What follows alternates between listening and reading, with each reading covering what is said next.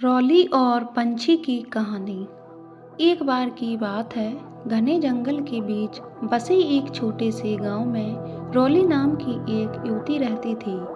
वह अपनी दयालुता और छोटे बड़े सभी प्राणियों के प्रति अपने प्रेम के लिए जानी जाती थी। उसने अपना अधिकांश समय जंगल में भटकने, उसके रहस्यों को जानने और प्रकृति की सुंदरता को निहारने में बिताया है। एक दिन जंगल में भटकते हुए रॉली को एक घायल पक्षी जमीन पर पड़ा मिला। उसने सावधानी से उसे उठाया और वापस अपनी कुटिया में ले गई। उसने चिड़िया के घावों की मरहम पट्टी की और उसकी देखभाल कर उसे फिर से स्वस्थ कर दिया।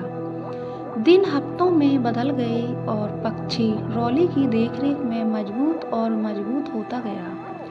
वह अपनी दैनिक दिनचर्या के बारे में जानने के दौरान उसके कंधे पर बैठ जाती थी और वे एक दूसरे से बात करने में घंटों समय बिताते थे। एक दिन चिड़िया ने रॉली से साफ और स्पष्ट आवाज में बात की। मेरी जान बचाने के लिए धन्यवाद। इसने कहा, मैं सिर्फ कोई पक्षी नहीं हूँ, मैं एक जादुई पक्षी हूँ। मेरे पास आपको 3 इच्छाएं देने की शक्ति है। उनका बुद्धिमानी से उपयोग करें, क्योंकि एक बार उनका उपयोग किया जाता है तो उन्हें वापस नहीं लाया जा सकता है। रॉली चकित और प्रसन्न थी।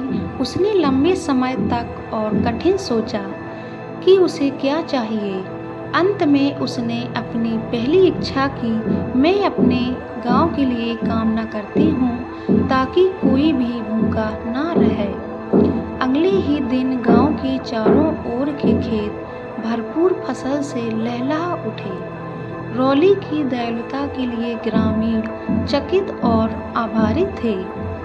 अपनी दूसरी इच्छा के लिए रॉली ने सभी प्राणियों की भाषा को समझने की क्षमता की कामना की और ठीक उसी तरह वह पक्षियों की चहचहाहट, मधुमक्खियों की भनभनाहट और पत्तों की सरसराहट को भी समझ सकती थी।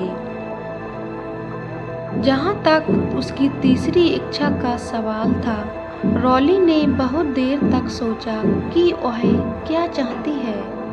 अंत में उसने अपनी इच्छा व्यक्त की, मैं हमेशा प्यार और खुशी से घिरी रहना चाहती हूँ। और ऐसा ही था। रॉली ने अपना शेष जीवन प्रेम और प्रसन्नता से घिरा हुआ बिताया। उसने जंगल का पता लगाना और ज़रूरतमंद लोगों की मदद करना जारी रखा। और यद्यपि उसने कभी कोई दूसरी इच्छा नहीं की, वह जानती थी कि जादुई चिड़िया हमेशा उस पर नज़र रख रही थी, उसकी इच्छाओं को पूरा करने के लिए तैयार थी। अगर उसे उनकी आवश्यकता थी, हम सबको सभी की सहायता करनी चाहिए, क्योंकि मन में सही विचार रखोगे तो सही रास्ते पर चलोगे, गलत विचार रखोगे तो गलत रास्ते पर चलोगे।